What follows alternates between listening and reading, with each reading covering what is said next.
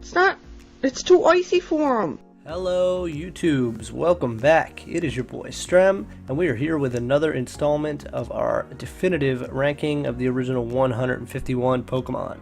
I just want to say I got a lot of good feedback on the first video, so thank you for that.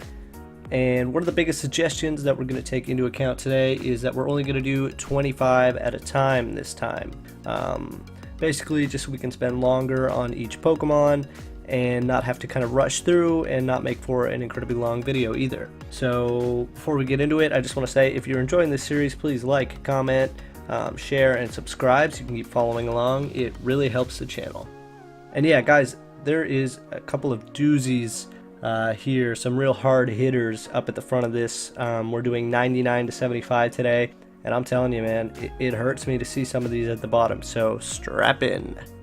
Coming in at number 99, we have, and boy does it disappoint me, Grappler. Yeah, this is super unfortunate. Overall, Grappler scored a total score of 11.2. It had an okay design score from me. It obviously had a decent power score, but ultimately, like, no relevance to the franchise. Grappler doesn't really pop up anywhere, aside from having an Alola form in the new games, in Sun and Moon and all that. It just, like, it's cool as shit. It is powerful, but like, this is kind of a definitive ranking. Like we said, we looked into this somewhat scientifically, or as scientifically as we could, and Grappler just didn't cut it. So it hurts me. I loved Grappler. You know, it's one of those Pokemon that only evolves in trades and stuff like that, but I think it's a fan favorite, but ultimately ends up at 99. Coming in at number 98, we have Gloom. Another one, man. I told you there were hitters at the front of this list, and I was not lying. Gloom has weaker power. 11.25 was its total score. Gloom has lower power than Grappler. Ended up with the same franchise score, but I do like the design of Gloom a little bit more. Obviously evolves in a Vileplume, which is badass. It always just intrigued me. Poison Pokemon and Grass Pokemon always interested me, so that is why it ended up higher than Grappler here. Coming in at number 97, we have Golduck, another hitter with a total score of 11.3. Golduck's power score was great, one of the highest, you know, especially for where it is on the list. Its design score was decent enough. I mean, above 50%, above 5, so tells me, you know, I like Grappler, but again, the relevance of the franchise, Golduck, but again, the relevance of the franchise just hurt all of these Pokemon. Golduck is, compared to Psyduck especially, just doesn't really have that much to do with Pokemon as a whole. You know, we see a couple appearances here and there in the anime. Obviously the attachment to Psyduck has some value, but gets overshadowed by the fact that Psyduck is so relevant and became such a fan favorite. Coming in at number 96, we have Poliwhirl. Man, the start of this list is crazy. Poliwhirl, the pure water type, it scored a total score of 11.5. A little bit weaker than Golduck. Again, just the relevance of the franchise is nothing here compared to a lot of Pokemon on this list, so it scored really low there. Because its design score was really good too. I love Poliwhirl. I love the whole Poliwag line. I think it's neato gang. Obviously Poliwrath is super dope. Poliwhirl just fits in the middle there perfectly. Yeah, it pains me to say it, but 96. Coming in at number 95, we have Dodrio. Powerful Pokemon, fast Pokemon.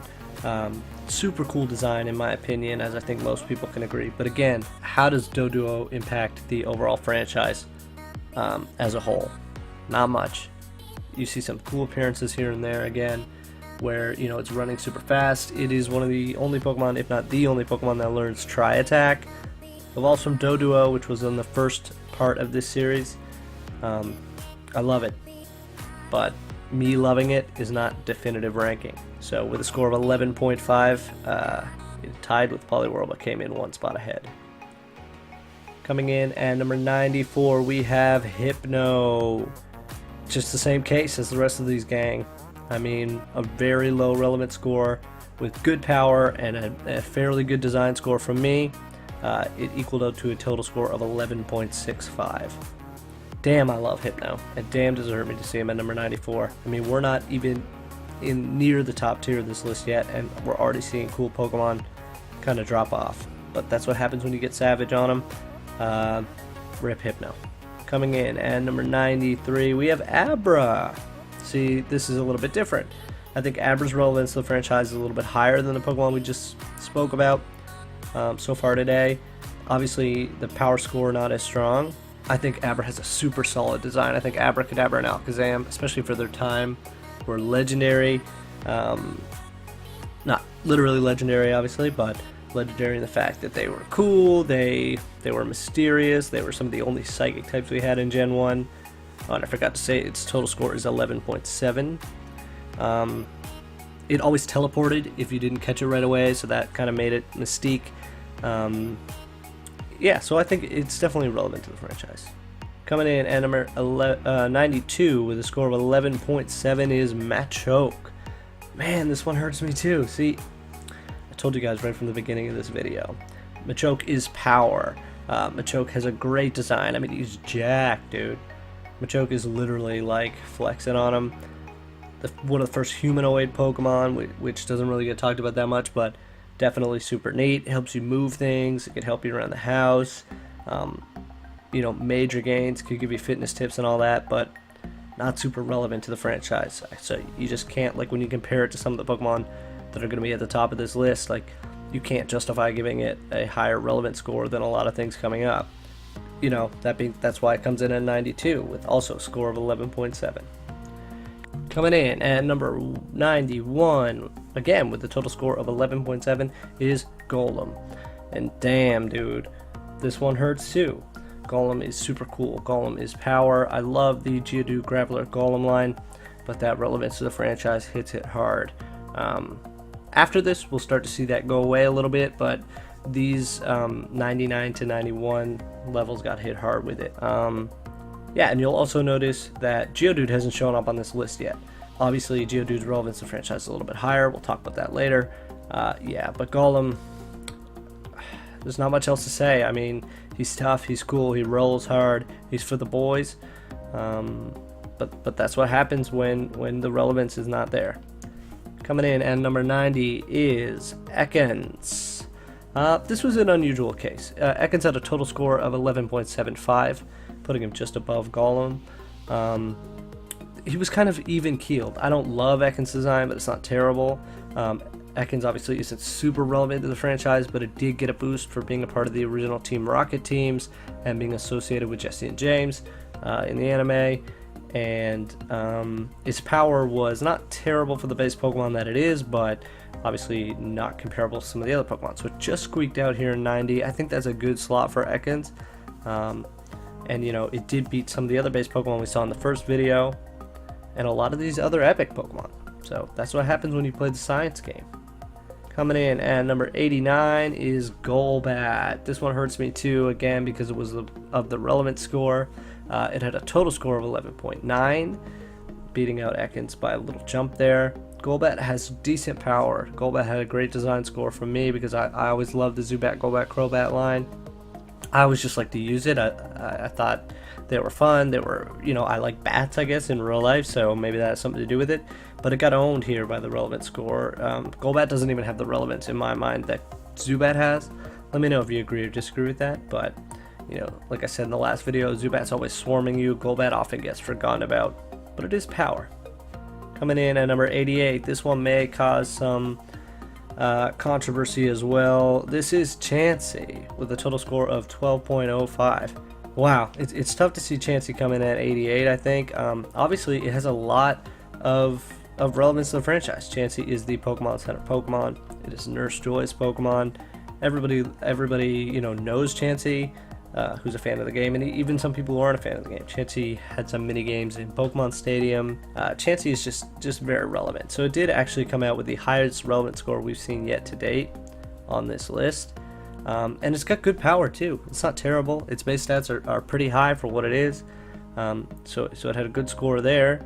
But ultimately, the design score, you know, I guess I affected this one a lot. I don't love the design of Chansey. It wasn't too bad, but that's what happens, I guess. That's why I have an opinion in this.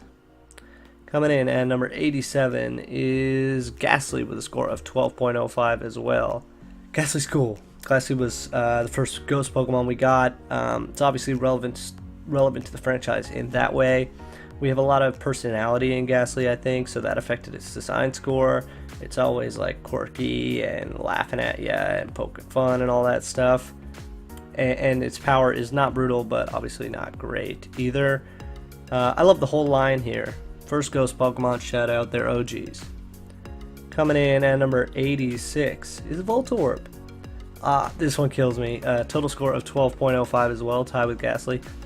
Voltorb is actually one of my favorite Pokemon. So it got a really high design score. Its power is trash, and its relevance to the franchise, as much as I didn't want to admit it, is very low.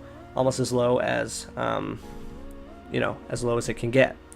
I think Voltorb's cool. I mean, it obviously mimics the Pokeball, which is an interesting part of its design. I like how it's pure electric.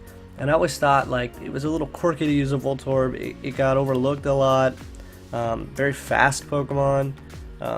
Decent special attack. Same with Electrode. I think Electrode is really cool. Obviously, extremely simple design that can rub people the wrong way, but some people really love it. Coming in at number 85 is Dugtrio with a score of 12.05 as well. Dugtrio's awesome. Diglett's awesome. Dugtrio's awesome. Dugtrio has great power. Again, a lot of speed, so its base stats are higher than you'd think. I gave it a killer design score. I think Dugtrio is really cool. Its relevance to the franchise, however, as opposed to Diglett, is very low. I mean, it did get an Alolan form in Sun and Moon again, which was mega weird. Mega weird Alolan form. Looked like Hansen or something.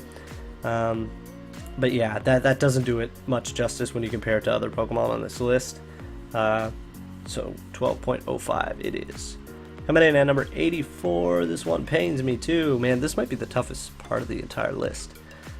This is Sidra, score of 12.15.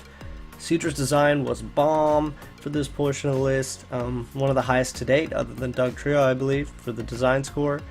And Sidra is power, but again, like if you think to yourself, where do I see Sidra in the franchise? It's tough to say anything. I mean, you can't really think of a very key Sidra moment in the franchise. Obviously, it's got a cool line, it's sleek, it's cool looking, but the impact is just not there. Coming in at number 83, we have our first fossil Pokemon. Second fossil Pokemon on this list. This is Ammonite with a score of 12.2. Cool, man. Ammonite, Lord Helix himself. So it did get a little bit relevance in the franchise, obviously, with that Twitch Plays Pokemon thing and how everybody memed Lord Helix and all that. I never loved Ammonite, but I think it's okay. It got a relatively average design score from me, and then its power ended up in a good spot, I guess, to put it ahead of the likes of Dugtrio, Voltorb, Ghastly, Chansey, Golbat, Ekans, etc. I don't love this. I probably, if it were just up to me, it would be below a lot of those Pokemon, but that's life in the STREM business. Coming in at number 82 with a score of 12.2, we have Persian. This is an interesting one. Middle of the road design for me. I mean, Persian's sleek. It was always cool. I found it hanging out with Giovanni. I never loved cats that much until I got a cat myself. So I think cats are kind of cool. But yeah, it's just kind of meh. It's a pure normal type, obviously. Its power is okay, but again, sort of nothing overwhelming. And the only real relevance it has in the franchise is being Giovanni's Pokemon. So that doesn't do much for it. Coming in at number 81, it is Clefable with a score of 12.25. Clefable's awesome. I give it a fairly high design score. I think it's really cool how it evolves with a Moonstone, obviously, from Clefairy, which we referenced earlier in the last video. But that's really the only relevance it has. There's that little tie-in with Gengar and Clefairy being a ghost of Clefairy, you know, that whole Pokemon theory there. Maybe I can link to it or something. It's actually pretty interesting, but so there is a little relevance there to the franchise, and it has okay power, so that's what kind of lumped it up into this almost 50% mark. Coming in at number 80 is Tentacruel with a score of 12.25 as well. Tentacruel is a monster, dude. Like I said earlier, I love poison type Pokemon. I give it a great design score. The relevance of the franchise, I just straight up admit it, it's next to nothing. I don't think I have to go into that too much, but it is power. I think one of the most powerful Pokemon we've seen on this list today. So that shows how much relevance can impact this listing. Yeah, you'd think a powerful Pokemon with a cool design like Tentacool would be much higher, but that is not the case. It needs to have some sort of impact, and it does not. Coming in at number 80, another one of my favorites with a score of 12.3 is Parasect. Man, I don't know, man. I have a thing for grass, bug, poison type Pokemon. Parasect is always really cool. It's mushroom, it's mysterious, it makes a cool noise. I love its cry. I always love Pokemon that could use like Stun Spore and stuff like that, and Poison Powder, just like status inflictions. And surprisingly, its base stats were okay too. Unfortunately, it got the huge drop yet again, like everybody on this section of the list, to its relevance score. I mean, again, name a very influential Parasect moment. I dare you. Coming in at number 78 is Eradicate with a score of 12.35. I'm kind of weird, I think, in this regard, where I love Eradicate's design. I like Eradicate as a Pokemon. I like its personality. I think it's an extremely cool evolution of Rattata. Its power is okay. It just for a little relevance to you there, relative to Parasect, it's slightly worse in terms of base stats. I think Eradicate has a good relevance to the franchise. I mean, not great, obviously, to Pokemon on the higher end of this list, but you know, it is one of those Route 1 Pokemon. I think it does stick in your head. It did get an Alolan form in Sun and Moon. That was the dark normal type. That kind of spruced it up a bit and gave it a little revitalized impact. Coming in at number 77 with a score of 12.4, it's Kadabra. I kind of went over this in the Abra part of the video, but I think Kadabra's awesome too. It's obviously been in the spoons. It was one of the first psychic type Pokemon we had. It's basically just like Abra plus power. You know, Sabrina, I think one of the gym leaders, has an awesome Kadabra that she uses, and it's always difficult to get past in the video games. That was obviously super crazy in the anime. Remember when they like turned Ash and his friends into like little dolls or something like that? It was wild, dude. So again, a little bit of relevance to the franchise, similar to what Eradicate had, and also similar power to Eradicate, which is surprising. So yeah, that's what put it there. Coming in at number 76, this is going to hurt some folks out there, a fan favorite. The score of 12.45, slightly ahead of Kadabra, is Vulpix. Man, Vulpix was cool. I remember Brock hit up Vulpix in the anime. Vulpix is, you know, one of the greatest fire-type Pokemon from Generation 1, no doubt. It's adorable looking. Just look at it. It did get a killer design score for me, if that helps any of you from hating me. But the relevance isn't super there. I mean, it's better than some of the Pokemon we've seen today, but ultimately, actually, the power score kind of takes Vulpix down to 76 on this list. It's just not that powerful in terms of base stats. It's unfortunate, but we still love it. And for the final one of this video today, at number 75, with a score of 12.45, but I decided to put it a little bit ahead of Vulpix, is Dragonair. Dragonair was a good mix of everything on this, with the exception, again, of design score. Relevant score. When I think of relevant score, I just think, can I think of a huge moment that impacted the games, the anime, or the franchise in any way that involves this Pokemon? And if the answer is no, I just can't give it a high number there. So that's what happened to Dragonair. I think Dragonair is super cool. I think there's a little bit of a disconnect between how Dragonair evolves into Dragonite, which kind of always bothered me. Like Dratini and Dragonair look perfectly fine together, but then when you get Dragonite, it just looks like it comes out of left field. So that bothered me a little bit about design, but that being said, I think Dragonair actually looks a little bit cooler than Dragonite. It's powerful enough. But I feel like it belongs almost dead in the middle of this list at 75. So thanks again, guys. I'll put up the ones we went through today. This video was a little, obviously, more in depth about each Pokemon than the last one, but I felt like we did a good job. Let me know, again, give me the feedback. I definitely took it into account last time, so I will again. We'll be back next time with 75 to 50, where it gets really interesting. Again, remember to like, comment, sub. Really appreciate it. I love you guys. And my audio didn't cut out this time. Peace.